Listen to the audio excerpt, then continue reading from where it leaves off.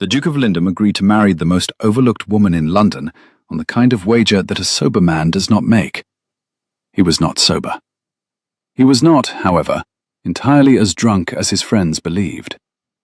By morning, the wager was in the newspapers. By the end of the week, he had married her.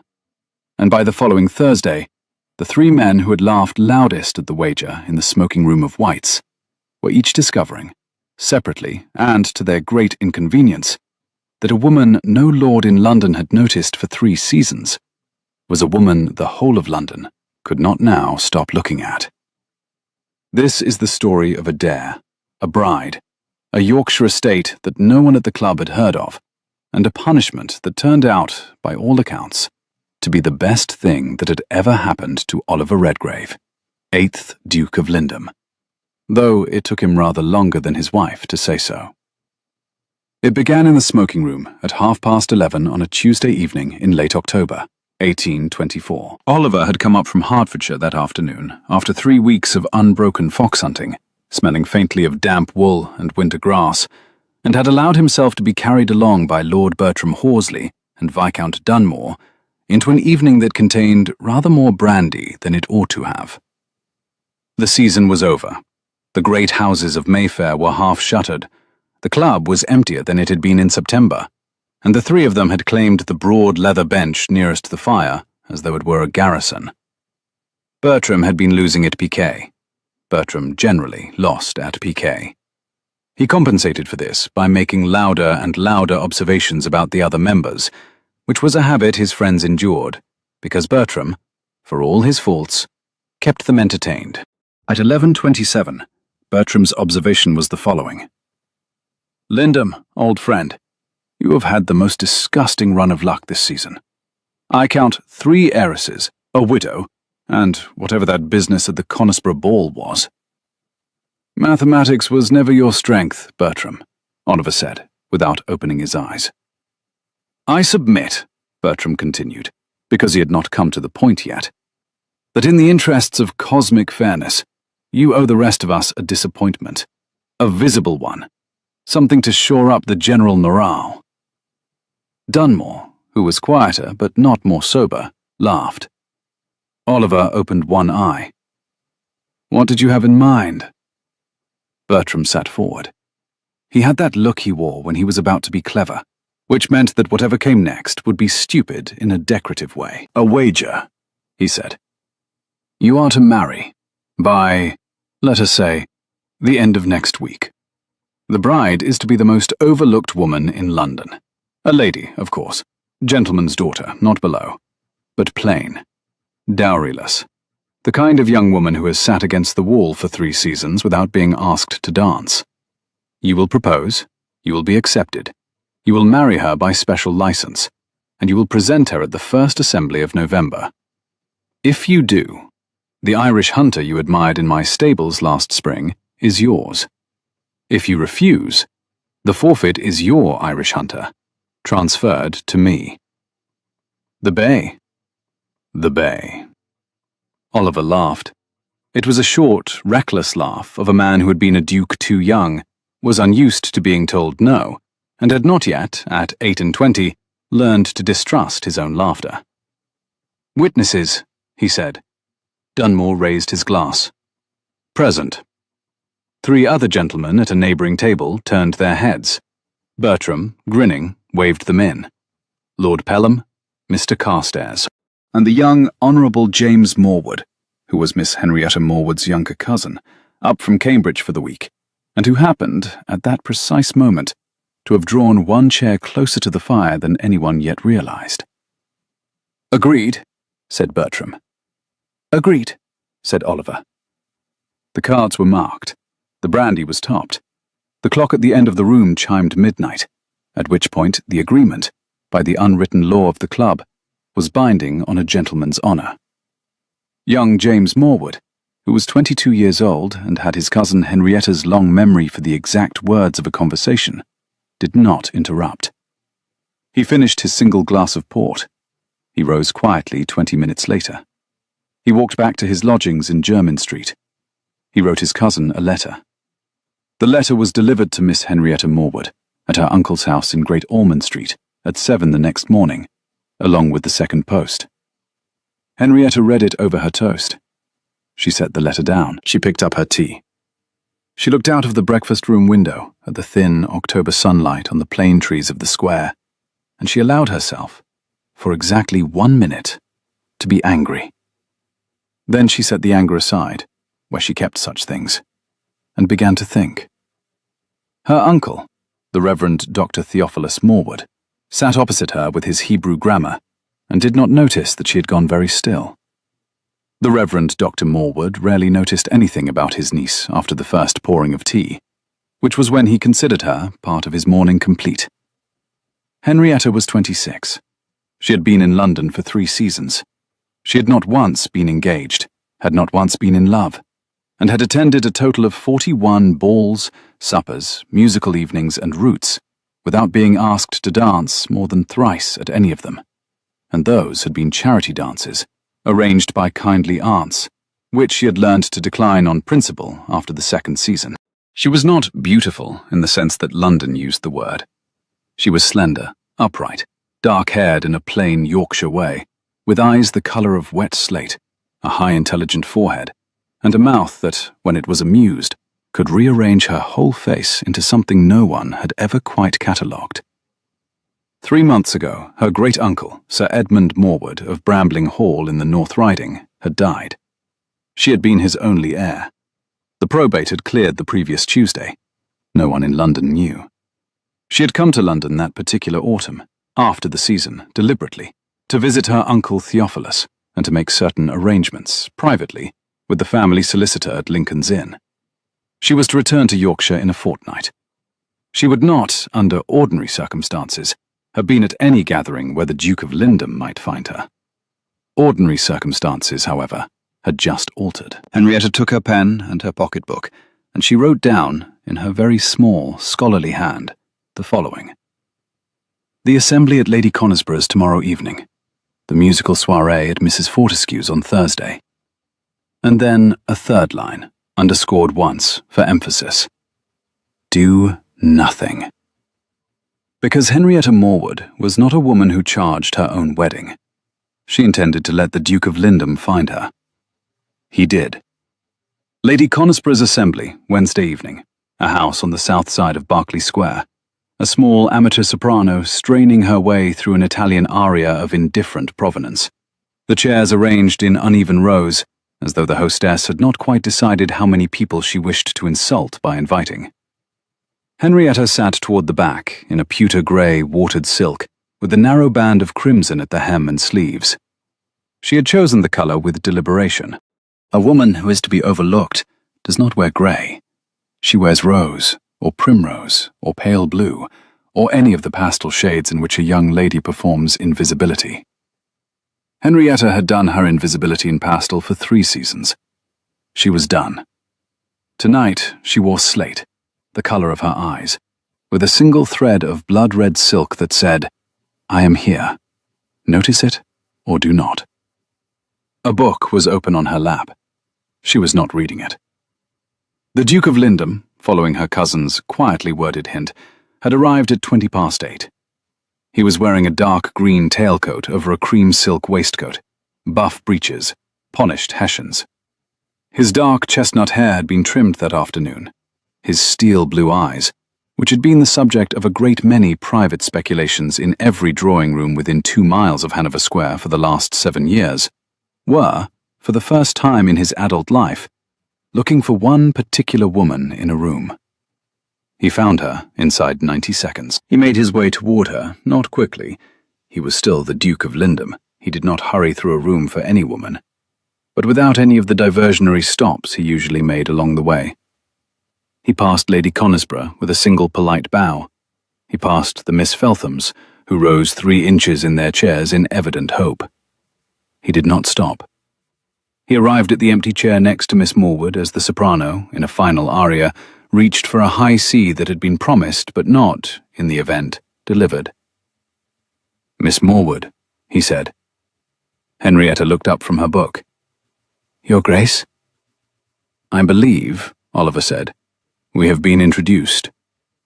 Twice, Your Grace. Once at Lady Forster's, in June of 22, once at the Royal Academy, in March of last year. On both occasions, you bowed pleasantly and moved on within 7 seconds. I timed you on the second occasion, out of mild scientific interest. Oliver stared at her, and then, to his own astonishment, he laughed. Once, briefly, a wholly undignified bark of a laugh that drew the attention of 3 neighbouring dowagers and caused the soprano, in her third verse, to audibly lose her place. "I am not," Henrietta observed, "doing this for the attention, Your Grace. I believe you are." "I believe," Oliver said, when he had recovered, "I deserved that." "Deserved is a strong verb, Your Grace. Earned, perhaps." "Earned, then. May I ask why you were sitting beside me?" She said this entirely without coquetry, looking at him the way a scholar looks at an unfamiliar footnote, with interest, but no urgency. Oliver, for the first time in a great many years, felt the effort of answering a woman honestly. "Because," he said, "I've been a fool for 3 seasons. That is not in dispute, Your Grace. And," he continued, recovering, "because I've been informed, by a reliable source, that you read Schelling. I read a great many things, Your Grace. What are you reading this evening?" She turned the book's spine toward him. He glanced. It was a German edition of the Phenomenology, opened to a page in the middle of the discussion of master and servant. "Ah," he said. "Yes," she said. "Your Grace," she added, after a moment in which the soprano began another aria, and several members of the audience visibly considered leaving. "If you have come to sit beside me out of pity, you will oblige me by rising within 60 seconds and wasting no further evening of mine. If you have come to sit beside me for any other reason, I am prepared to hear it." Oliver was silent for a full 20 seconds. He was aware, with an unwelcome sharpness he was not accustomed to, of 3 separate things. That she was, in fact, the woman he had agreed to marry. That she spoke German to a standard that would humiliate him if he attempted it. And that he had noticed, against all his ordinary filters, the curious fact that her eyes were precisely the colour of the Lindum slate roof at dusk in November. He said, quietly, "Miss Morwood, would you do me the honour of permitting me to call upon your uncle tomorrow afternoon?" Her gaze did not falter. "For what purpose, Your Grace?" "A formal conversation, with his leave." "About what subject, Your Grace?" Oliver inhaled. "About," he said, "whether I might, with your permission, begin the process of paying you a call of rather more than a scholar's interest." She considered him for another moment. Her face did not change. The soprano, unsupported, stumbled. "You may call, Your Grace," she said. "Tea is at 4. My uncle is deaf on his left side. Do not sit at his left, or you will waste the afternoon shouting." "Thank you," said the Duke of Lindum. "Your Grace," she said as he rose. "Yes." "Do not," she said quietly, "undertake this if you are doing it for a wager." Oliver, halfway to standing, became very still. "I beg your pardon," he said. "You heard me perfectly well, Your Grace.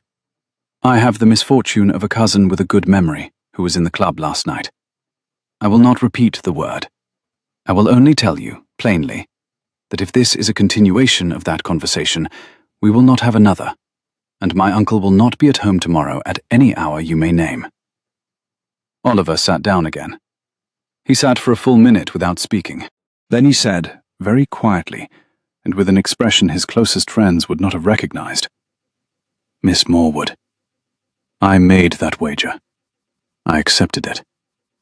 I have come here tonight in particular, because the wager gave me a reason to look where I should have looked 3 seasons ago. I have sat beside you for 7 minutes. I am no longer making the wager. I am asking." She studied him. "That," she said, "is a distinct improvement, Your Grace." "Thank you," And you will not, she continued, discharge the wager by pretending that you have not made it. If this proceeds, you will, on our first morning as a married couple, tell me about it, in full and in your own words, and we will speak of it together and decide what is to be done about Lord Horsley, who seems to me to have the manners of a boy who has never lost at anything that mattered. Do you understand me, Your Grace? I understand you, Miss Morwood. Then you may call tomorrow. 4 o'clock, my uncle's drawing room. Do not bring flowers. My uncle is allergic to hothouse roses, and I myself am tiring of gentlemen who use them as a substitute for a sentence. Oliver stood. Miss Morwood. Your Grace? He bowed.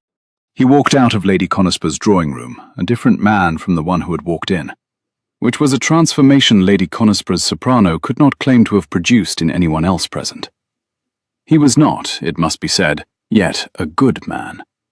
But he had just, for the first time in his life, been spoken to as though he could become one.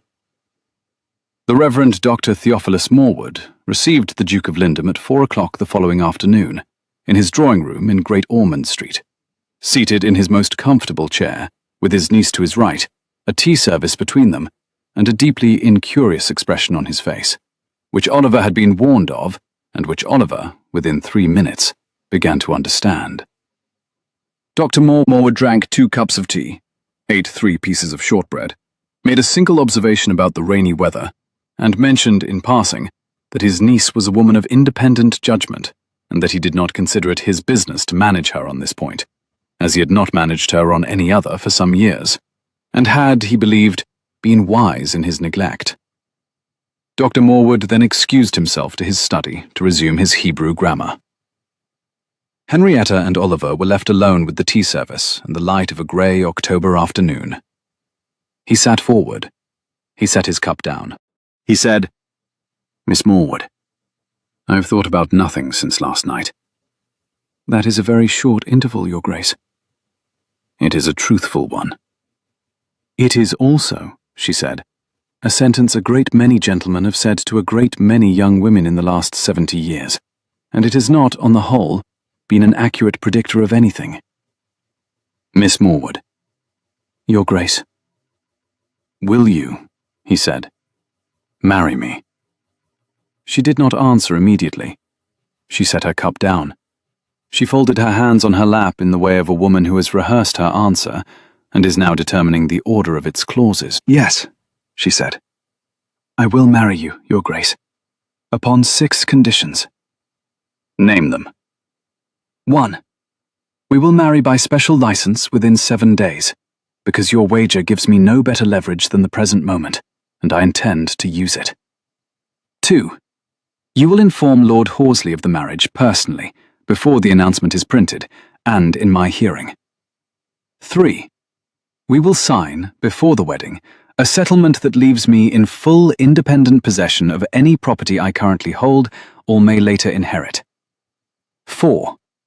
We will have separate bedchambers in every house we occupy, until such time as either of us wishes otherwise, at which point the one who wishes it will ask the other in plain English, and the other will answer in plain English.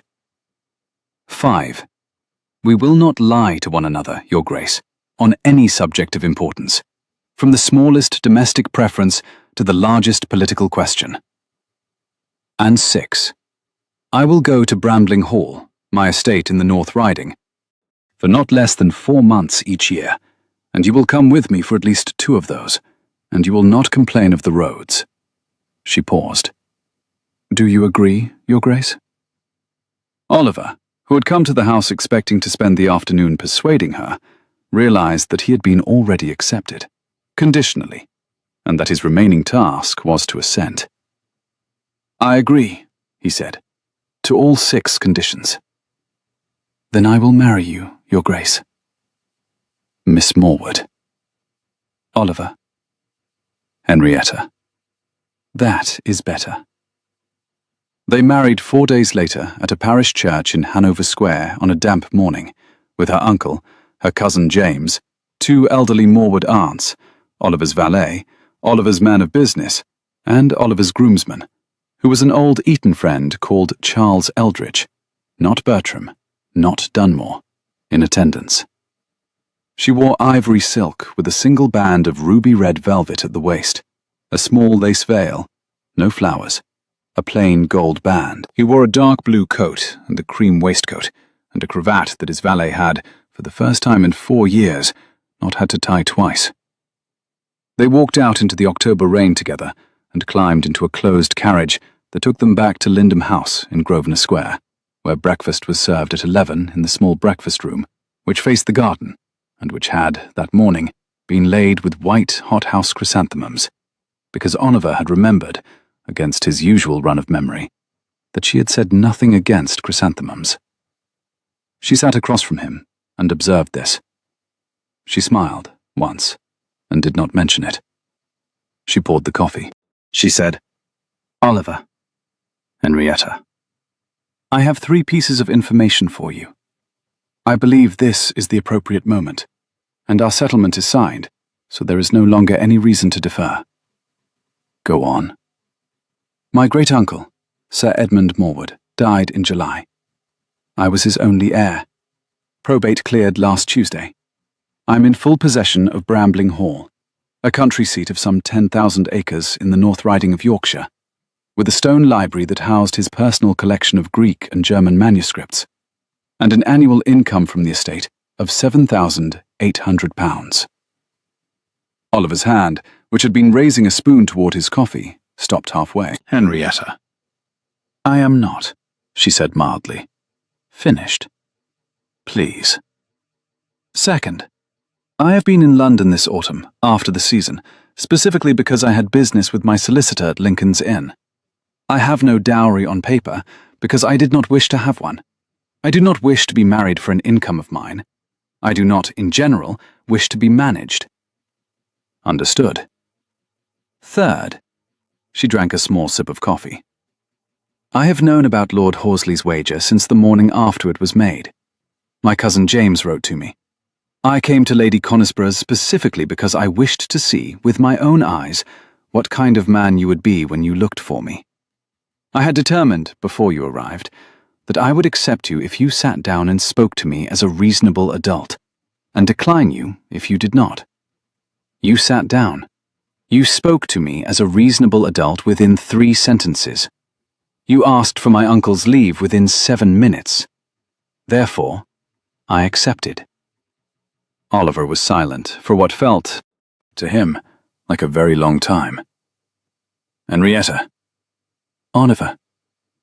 "I have been," he said, "profoundly underestimating you." "A great many people have, Your Grace. Do not feel singled out. It is a common error." "Is this a—" he hesitated. "Is this a punishment?" "Oh, no, Oliver." Her eyes did not change, but her mouth, her extraordinary mouth, which he had not yet properly learned to read, rearranged her face. "It is not a punishment. It is a project." "A project?" "Yes." "Of mine or yours?" "Both. Finish your coffee. We are at home to callers between 1 and 3. I have replied to Lady Conisborough's card. I expect Lady Farthing's within the hour. We will also, by my reckoning, receive an invitation to your Aunt Augusta's supper by late afternoon. Now, shall we begin?" They began. The announcement appeared in the Morning Post that morning. By 1 o'clock, Lord Bertram Horsley, who had been asleep until 11 and was hung to the back of his neck, received the news from his valet. By 2 o'clock, Bertram was in a hansom cab on his way to White's to discover what else he had missed. By 4, he had begun, in the low, cautious manner of a man testing the room, to suggest to the gentlemen present that the marriage was the consequence of a wager. He did not name the wager. By 6, he had named it to 3 separate men in 3 separate corners of the club. By 10, because Charles Eldridge, Oliver's friend and groomsman, had been in the club since 8 and had been listening, Oliver received a very quiet note. He read it. He folded it. He put it in his waistcoat pocket. He said to Henrietta, Horsley is telling them about the wager. At White's? Yes. Are you going? I am. Do you want me to come? No. Then I will be in the library when you return. Do not, Oliver, strike him. It is not worth the fine, and my aunt will not receive a husband who has engaged in a fight in a club. My Aunt Octavia does not receive anyone who has struck anyone, for any reason, at any time in her life. She is 84 and has never revised the policy. Noted. He arrived at White's at 10:30. He did not remove his hat in the entrance. He walked into the card room. Bertram was at the corner table with Dunmore, Pelham, Carstairs, and a dapper young Harrovian called Mowbray, whose opinion, 2 days earlier, had mattered to no one, and now, somehow, mattered. Oliver did not sit. Horsley. Bertram looked up. He was an inch shorter sitting than Oliver was standing. This was always the case, and Oliver had always, in his own way, enjoyed it. Lindum, old fellow, congratulations. Horsley, I have been told that you have, in this room, in the last 4 hours, informed 5 gentlemen that my marriage is the consequence of a wager. No, that is, do not, Horsley, add the further indignity of a lie to this particular piece of business. Bertram's colour rose. Oliver continued, in the voice he had used twice in his life, in the House of Lords, and never louder than this. The wager, to the extent that any wager was made in this room on Tuesday, ended when I walked out of this building at 1 o'clock on Wednesday morning. The marriage that followed was entered into, freely and soberly, by 2 persons of age and capacity, upon terms which you, sir, have no right to know and no business discussing. I have won, as you yourself witnessed, the Bay Hunter. It will be delivered to Lindum Park by the end of the week. Any gentleman who repeats, after this moment, the fiction that the Duchess of Lindum is a consequence of a gaming debt, I shall know it from his lips by morning, and I shall deliver the Bay Hunter to his stables with my compliments and a packet of Horsley's unpaid vowels for bedding. He did not raise his voice. He did not need to. The silence in the card room was the silence of 5 gentlemen calculating, in rapid succession, that the Duke of Lindum had just, politely, without striking anyone, burned Lord Horsley to the waterline in front of witnesses, and that the only correct response was to pretend that no such conversation had ever been proposed. Mowbray, the Harrovian, coughed. He said, "Splendidly put, Your Grace." Pelham, who had been loyal to Bertram for 9 years, looked once at his cards, once at Oliver, and, with an accuracy of wind-reading that did his Eton education credit, said, "I never heard of any wager, personally. Strikes me as the sort of gossip the servants invent." Dunmore, in whose mouth the wager had been toasted 4 nights earlier, said, "Inclined to agree." Carstairs, more honest, said nothing. Bertram opened his mouth. He closed it. He rose. He bowed, a short, hard bow, and he walked out of the card room with the particular gait of a man who has not decided yet whether he is going to cry. He went, as it happened, straight home. Oliver stayed at White's for 1 more quarter of an hour, long enough to drink a single glass of port, accept the Harrovian's evident admiration with a level nod, and exchange 2 sentences about the weather with Sir Robert Peel, who was passing through. And then he left. He walked home to Grosvenor Square through a very light drizzle. He found Henrietta in the library, reading, a single oil lamp on the table, her slippered feet tucked up under her on the sofa, the ruby velvet band still at her waist. "You did not strike him," she said, without looking up. "I did not strike him. Your Aunt Octavia's supper is on Friday. You are formally in good standing." "Henrietta." "Oliver." "I do not know how it happened," he said. "That I am now, at 28, about to become, for the first time in my life, a man worth sitting in a library with. But I am glad of it." She looked up. "That," she said, "is a perfectly adequate opening sentence." She set down her book. "Come and sit by the fire, Oliver. It is cold." He came and sat by the fire. They did not touch. They spoke quietly for an hour, about his Aunt Octavia, about the acre at Brambling Hall that she wished to drain, about the bay hunter, which, in fact, she proposed they rename, and about the 2 footmen of Oliver's, who she believed were too handsome to be kept in the front hall, on the logic that she had seen Mrs. Brownlow's daughter come to call specifically in order to stare at them. At midnight, she rose. She gave him her hand. "Good night, Oliver." "Good night, Henrietta." "I meant," she added from the doorway, "what I said at breakfast.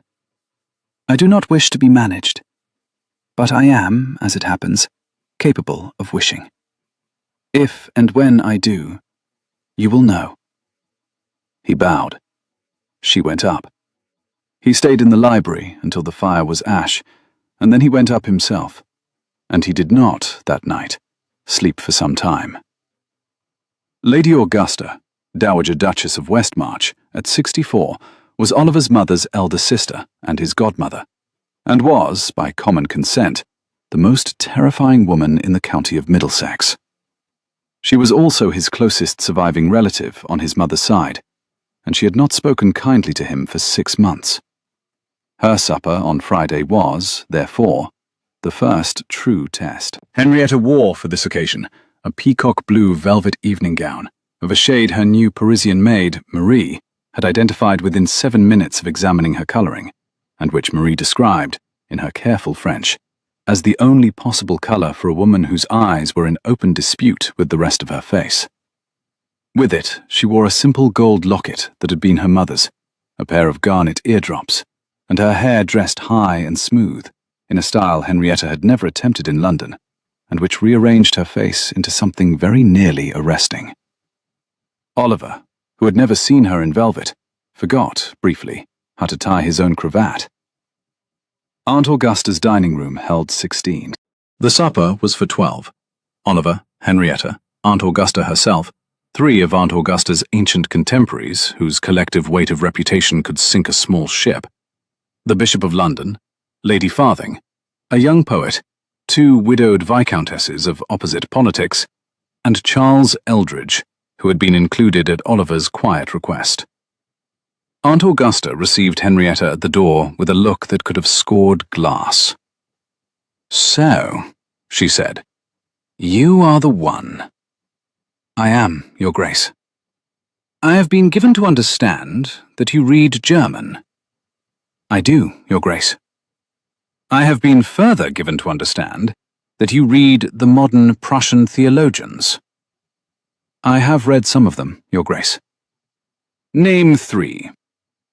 Aunt Augusta, in making this demand, had the faint, private satisfaction of a woman who had not read any of them. Henrietta did not blink. Schleiermacher, particularly the lectures of 1821. Hegel, the Berlin Addresses, and of course the earlier Jena work. And Bauer, though I should say that Bauer is disputed, and that the disputed essay of last year on the Pauline question has not been received by his Tübingen colleagues as he hoped. Aunt Augusta stared at her for a long moment. Aunt Augusta was not a woman who had been stared down in her own house in 30 years. Aunt Augusta, Oliver saw the precise instant it happened, laughed.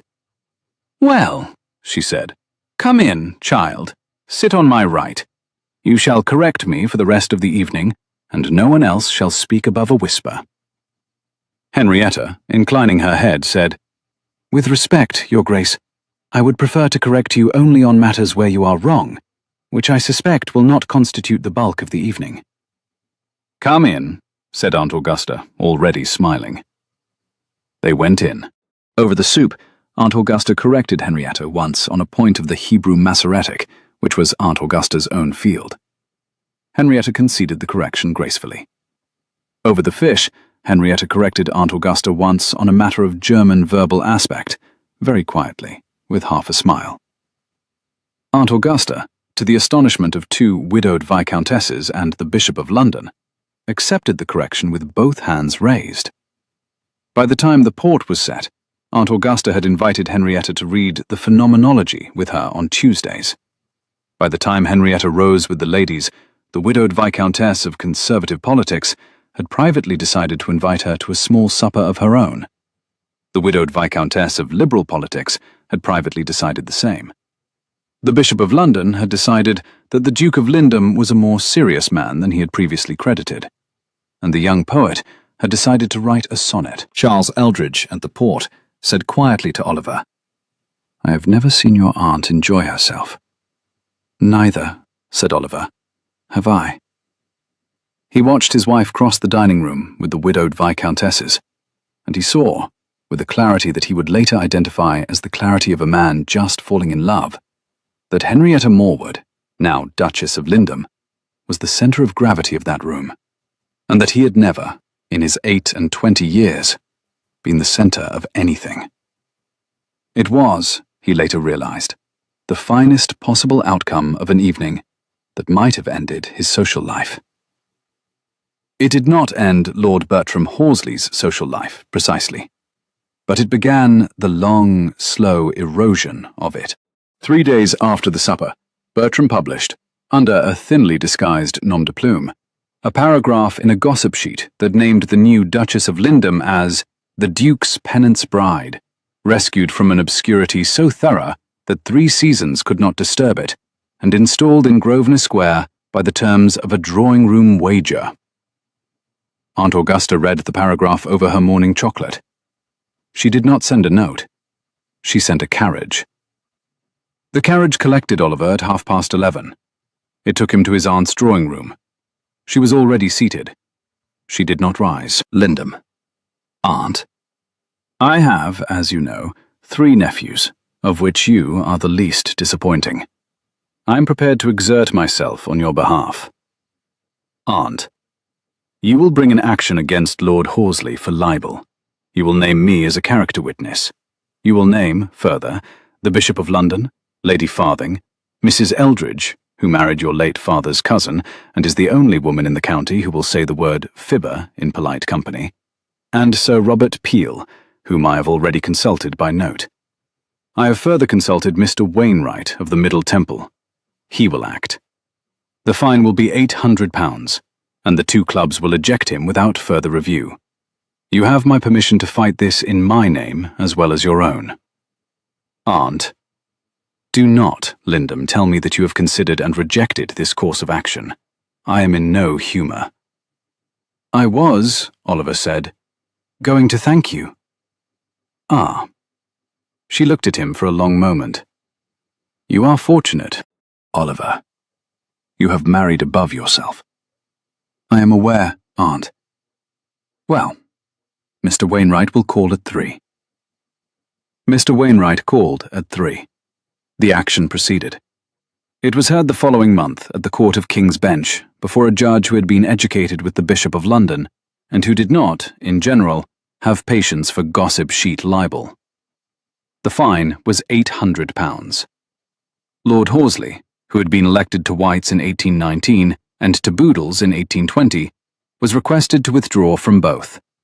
He withdrew. By Christmas he had removed himself to a small estate in Northumberland, belonging to his maternal grandmother, where he remained, with visible reluctance, for 11 months. He was, 2 years later, to marry a country heiress of good name and modest fortune, and to become, to general surprise, a perfectly competent landowner. But he did not, after 1824, return in any serious way to London. The Bay Hunter, delivered to Lindham Park by the end of the original week, was renamed Phenomenology, and was, on Henrietta's instructions, trained to jump the stone wall at Brambling. She and Oliver went north in the middle of November. The roads were poor. Oliver did not complain. They reached Brambling Hall at dusk on the 3rd day, with the lanterns just lit in the courtyard, and Henrietta stepped down from the carriage into a grey frost that lay in the lee of the south wall and was, he could see, the precise colour of her eyes. She took him first, not into the house, but through the small door in the east garden. "The library wing," she said, "was my great-uncle's life's work. It is mine now. I wish you to see it on the first evening." He followed her. The wing was a long stone gallery with a high timbered ceiling, lit by 2 oil lamps his housekeeper had prepared. The shelves, floor to ceiling, both sides, held books in such numbers that he could not immediately count them. On the end wall hung a small portrait of an austere old gentleman with slate-coloured eyes, which was her great-uncle Edmund, and which Henrietta looked up at with the particular face of a person silently reporting back to a man she had loved. She said, "This is where I grew up, in summers. Uncle Edmund taught me.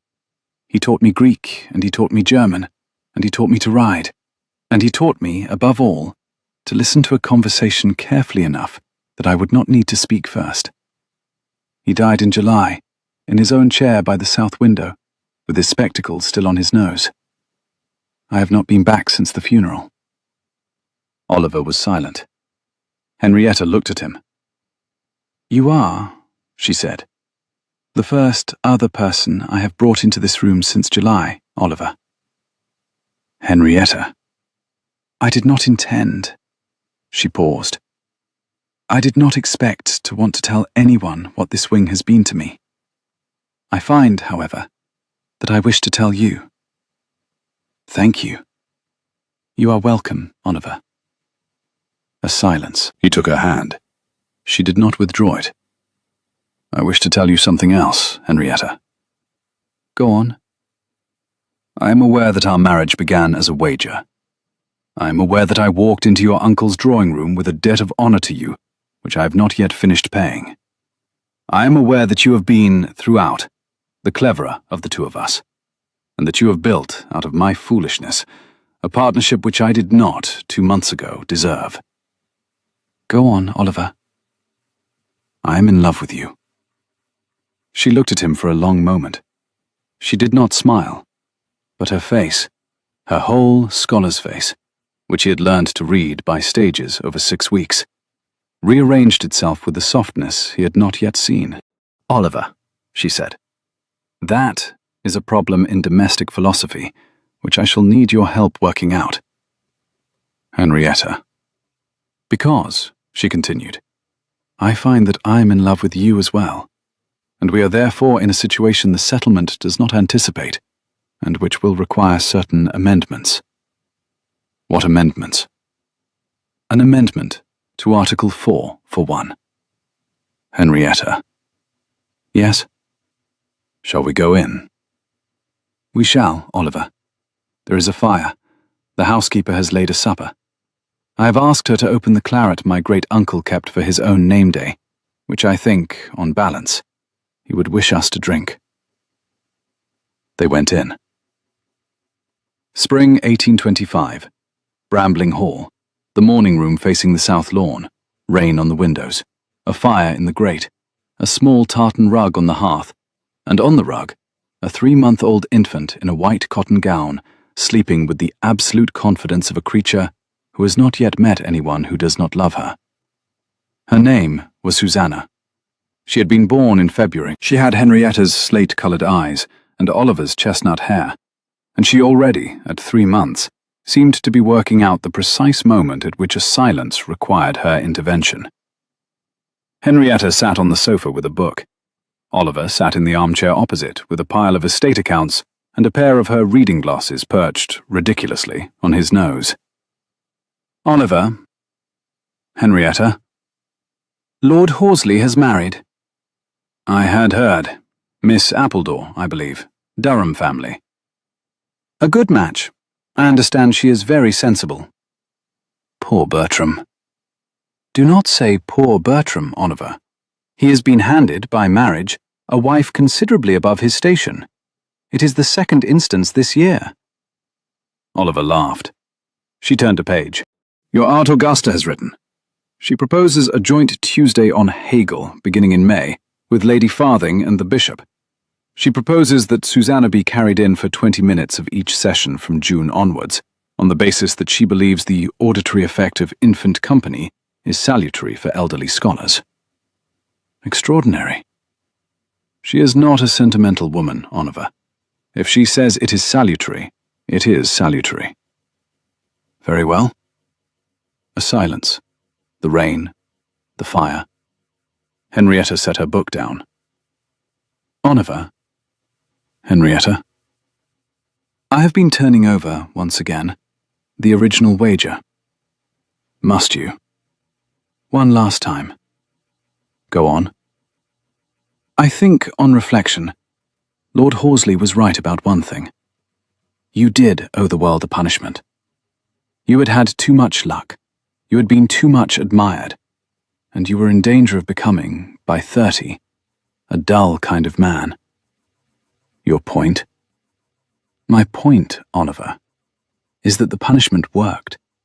He simply failed to estimate its duration or its scope. Oliver laughed. He set down the accounts. He rose. He crossed the room. He sat on the arm of the sofa. He looked at his daughter on the rug, and then at his wife, and then at the rain on the windows. Henrietta. Yes? We have had, he said, a remarkably productive punishment. She looked up, and her mouth, her extraordinary mouth, rearranged her whole face into a smile he could not, by now, live without. Oliver, she said, we are not finished yet. The rain continued. The baby slept. The fire settled. In the portrait of the austere old gentleman on the library wall, 3 rooms away, the slate-coloured eyes of the late Sir Edmund Morwood watched the house with the steady patience of a man who had always known precisely who he was leaving it to. If you made it to the end of this story, thank you, truly. Tell me in the comments what condition you would have added to Henrietta's marriage settlement. I would love to know. And if you want more Regency romances from Adrian's fireside, subscribe, because there is one coming next week about a governess, a widowed earl, and a locked nursery that had not been opened in 4 years.